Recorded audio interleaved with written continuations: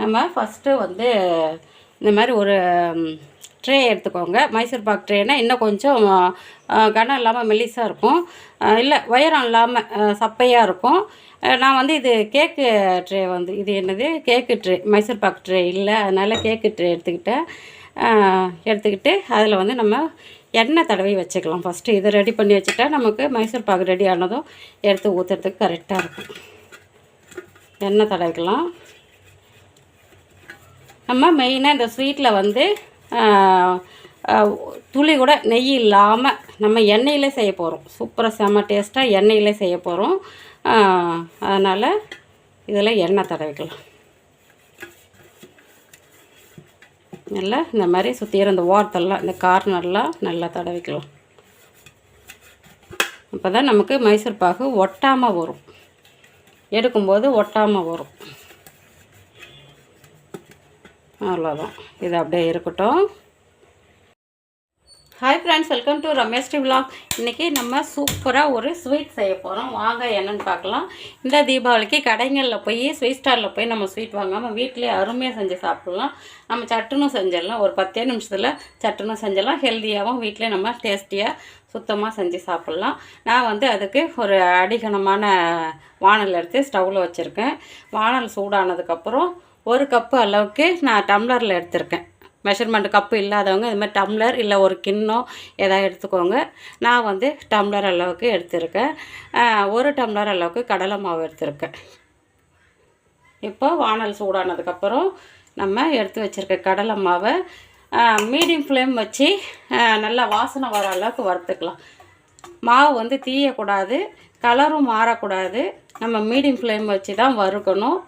நல்லா கம்மன்னு வாசனை வரும். அப்போ எடுத்து நம்ம ஒரு பிளேட்டுக்கு மாற்றிக்கலாம். நம்ம கைவிடாமல் கொஞ்சம் இந்த மாதிரி கிளறிக்கிட்டே இருந்தோம்னா அடியில் வந்து தீயாமல் இருக்கும். மாவு நமக்கு அடியில் தீயாமல் இருக்கும்.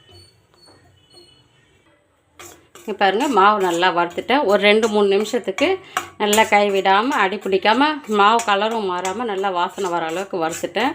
இப்போது இதை எடுத்து ஒரு பிளேட்டுக்கு மாற்றிக்கலாம். இப்போது அதே கடாய் நம்ம ஸ்டவ்வில் வச்சுட்டு அதில் வந்து 1 கப் அளவுக்கு சர்க்கரை போட்டுக்கலாம். 1 கப்பு மாவு எடுத்தோம் இல்லைங்களா, அதே டம்ளரில் வந்து 1 கப் அளவுக்கு சர்க்கரை எடுத்துக்கிறேன்.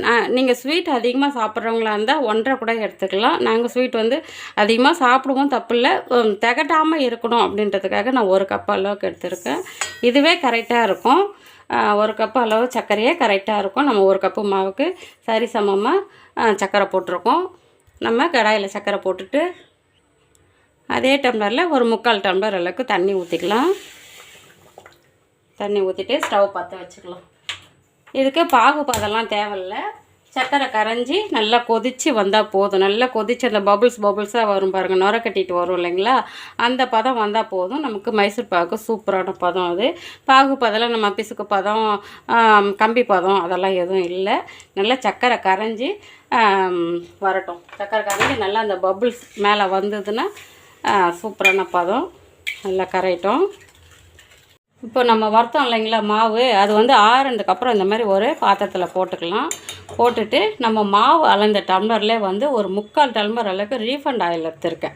வாசனை உள்ள எண்ணெய், நல்லெண்ணெய், மல்லாட்டு எண்ணெய், தேங்காய் எண்ணெய் அப்படி எடுக்கக்கூடாது. Refined oil, sunflower oil, refund ஆயிலில் சன்ஃப்ளவர் ஆயில் அந்த மாதிரி எண்ணெய், வாசனை இல்லாத எண்ணெயை ஒரு 3/4 கப்பு எடுத்துருக்கேன். நம்ம இப்போது எண்ணெயை வந்து ஒரு 1/2 கப்பு ஊற்றிக்குவோம். ஊற்றிட்டு மாவை நல்லா கட்டி இல்லாமல் கரைச்சிக்கலாம். இந்த உருண்டையெல்லாம் இல்லாமல் நல்லா இந்த மாதிரி ஒரு விஸ்கு வச்சு நம்ம கலக்கணும்னா உருண்டை இருக்காது. நல்லா கலக்கிக்கலாம். இங்கே பாருங்கள், நல்லா கலக்கிட்டேன். இந்த அளவுக்கு நல்லா கலக்கிக்கலாம். இப்போது சர்க்கரை பாருங்கள் நல்லா கரைஞ்சி அந்த நுர கட்டிட்டு வருது. நல்லா பபுள்ஸ் மேலே அப்படியே வெள்ளையாக பபுள்ஸ் வந்ததுன்னா போதும். எப்படி வருது பாருங்கள். நம்ம ஃப்ளேமும் கொஞ்சம் வச்சுக்கலாம், அதிகமாக இல்லை, கொஞ்சம் மீடியமாக வச்சுக்கலாம். இந்த மாதிரி நல்லா நுர கட்டிட்டு வந்துருச்சு பாருங்கள். இப்போது நம்ம கலக்கி வச்ச மாவு வந்து நல்லா மறுபடியும் நல்லா கலக்கிட்டு இப்போ இந்த சர்க்கரையில் ஊற்றிடலாம்.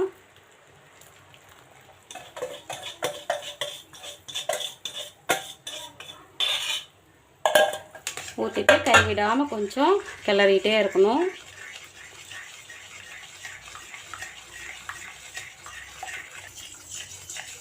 பாருங்கள் நல்லா ஒன்றா மிக்ஸ் ஆகி அந்த சர்க்கரை பாகோட நம்ம ஊற்றின கடலை மாவும் ஒன்றா மிக்ஸ் ஆகி எப்படி இருக்குது பாருங்கள். நம்ம கைவிடாமல் கிளறிட்டு இருக்கணும். அதுக்கு தான் நம்ம இந்த மாதிரி ஒரு அடி பிடிக்காத அடிகனமான பாத்திரம் எடுத்துக்கணுன்றது. இந்த மாதிரி அடிகனமான பாத்திரம் வானல் தான் எடுத்துக்கலாம், இல்லை நான்ஸ்டிக் வானல் அதுவும் எடுத்துக்கலாம். அதுலேயும் ஒட்டாமல் வரும். நம்ம இந்த மாதிரி கிளறிக்கிட்டே இருக்கணும். இப்போது இதில் ஒரு சிட்டிகை அளவுக்கு நம்ம சால்ட்டு போட்டுக்கலாம். போட்டுட்டு நல்லா கிளறி விட்டலாம். எப்படி நுர கட்டிட்டு நல்லா மாவு வெந்து பதமாக வருது பாருங்கள். பாருங்கள் நல்லா கெட்டி ஆகிட்டு வருது. இப்போது நம்ம எடுத்து வச்சுருக்க இந்த 1/4 டம்ளர் எண்ணெயில் கொஞ்சம் ஊற்றிக்கலாம். ஊற்றிட்டு நல்லா உருண்டு திரண்டு வர அளவுக்கு கலக்கிக்கலாம். மீதி எண்ணெயை ஊற்றிடலாம். கரெக்டாக 3/4 டம்ளர் எண்ணெய் ரீஃபண்ட் ஆயில் எடுத்தோம் இல்லைங்களா, 3/4 டம்ளரும் ஊற்றிட்டேன். அப்போ தான் நமக்கு மைசூர் பாகு வந்து நல்லா அப்படியே பொல பொலன்னு அப்படியே புட்டோம்னா நல்லா சாஃப்டாக வரும். ஹார்டாக இல்லாமல் சாஃப்டாக இருக்கும். இப்போ பாருங்கள் கரெக்டான பதம் வந்துடுச்சு. இப்போ ஸ்டவ் ஆஃப் பண்ணிடலாம். ஸ்டவ் ஆஃப் பண்ணிட்டு நம்ம எண்ணெய் தடவி வச்சுருக்கோம் இல்லைங்களா, அந்த பாத்திரத்தில் எடுத்து ஊற்றிடலாம் மைசூர் பாகை. நான் கரண்டி எடுத்துப்பேன், ஜல்லி கரண்டி வந்து எடுத்துடுவேன்.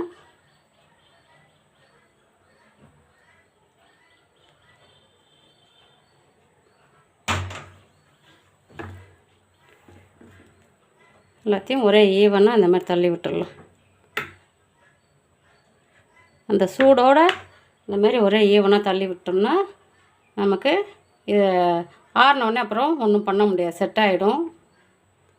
அவ்வளோதான், அப்படியே விட்டுடலாம். இது நல்லா கம்ப்ளீட்டாக ஆறணும். ஆறினதுக்கப்புறம் பாருங்கள் மைசூர் பாக்கு வந்து நல்லா 1 மணி நேரம் நான் ஆற விட்டுட்டேன். அது மாதிரி டேபிளில் வந்து ஒரு அடியில் ஒரு ஸ்டாண்டு இந்த மாதிரி கலவடை ஸ்டாண்டு வந்து வச்சுட்டு அது மேலே வச்சுட்டு ஃபேனை போட்டு விட்டுட்டு நல்லா 1 மணி நேரம் நல்லா ஜில்லுன்னு ஆறிடுச்சு. நான் பாருங்கள் அடியில் கை வைக்கிறேன், ட்ரேயோட அடியில் கை வைக்கிறேன். நல்லா ஆறிடுச்சு.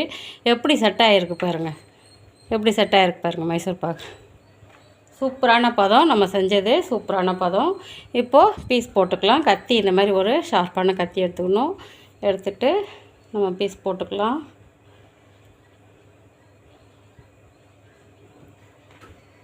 எப்படி நம்ம கத்தி வைக்கும்போது எவ்வளோ ஷார்ப்பாக உள்ள எவ்வளோ சாஃப்டாக உள்ளே போகுது பாருங்கள். ஷார்ப் இல்லை, சாரி, சாஃப்டாக உள்ளே போகுது.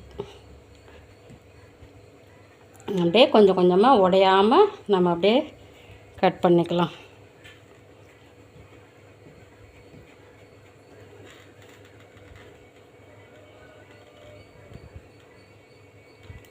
இவ்வளோதான் பாருங்கள், தெரியுதா? சூப்பராக இந்த மாதிரி கட் பண்ணிவிட்டு அப்புறம் பார்ப்போம். எல்லாத்தையும் கட் பண்ணிட்டேன். இப்போ நம்ம அழகா எடுக்கணும், அதுதான் ஒன்று, உடையாமல் எடுக்கணும். மெதுவாக அப்படியே கத்தியை அப்படி அடியில் கொடுத்து மெதுவாக ஒன்று எடுத்துட்டோம்னா அடுத்த எடுத்து நம்ம எடுக்கிறதுக்கு ஈஸியாக வந்துடும். எப்படி இருக்குது பாருங்கள்.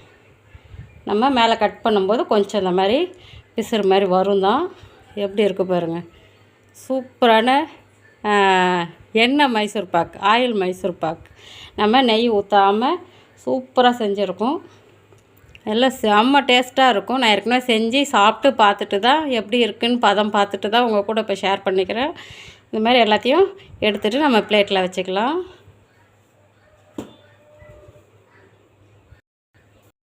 பாருங்கள் நல்லா சூப்பராக நல்லா டேஸ்டியான மைசூர் பாக்கு நம்ம ஆயில் வச்சு கொஞ்சம் கூட நெய் இல்லாமல் எண்ணெயை வச்சு ரீஃபண்ட் ஆயில் வச்சு சூப்பராக மைசூர் பாக்கு செஞ்சுருக்கோம். எப்படி இருக்குது பாருங்கள். நல்லா செம்ம டேஸ்ட்டாக இருக்கும், சாஃப்டாக இருக்கும். எப்படி இருக்குது பாருங்கள். நம்ம அதை கட் பண்ணி ஒன்று எடுத்துட்டோம்னா அடுத்தது சூப்பராக வந்துடும். எப்படி நமக்கு எப்படி இருக்குது பாருங்கள். டெக்ஸ்டர் எப்படி இருக்குது பாருங்கள். பாருங்கள் நல்லா சூப்பரான மைசூர் பாக்கு நான் உடச்சி காட்டுறேன். பாருங்கள் நல்லா சாஃப்டாக இருக்குது, சாஃப்டாகவும் உடையும் பாருங்கள், ரொம்ப அழுத்தலாம் இல்லை. பாருங்கள் அடுத்ததும் உடச்சி காட்டுறேன். எப்படி இருக்குது பாருங்கள். நல்லா செம்ம சாஃப்டான ஆயில் மைசூர் பாக் சூப்பராக இருக்குது. நான் சாப்பிட்டு காட்டுறேன். செம்ம சூப்பருங்க. நான் ஏற்கனவே செஞ்சு சாப்பிட்டு வீடியோ போடுறேன். டேஸ்ட்டு பார்த்துட்டு எப்படி பக்குவம்லாம் எப்படி இருக்குன்ட்டு தான் உங்கள் கூட இப்போ ஷேர் பண்ணிக்கிறேன். செம்ம டேஸ்டியான மைசூர் பாக் இந்த மாதிரி செஞ்சு இந்த தீபாவளிக்கு இந்த மாதிரி செஞ்சு சாப்பிட்டு என்ஜாய் பண்ணுங்கள்.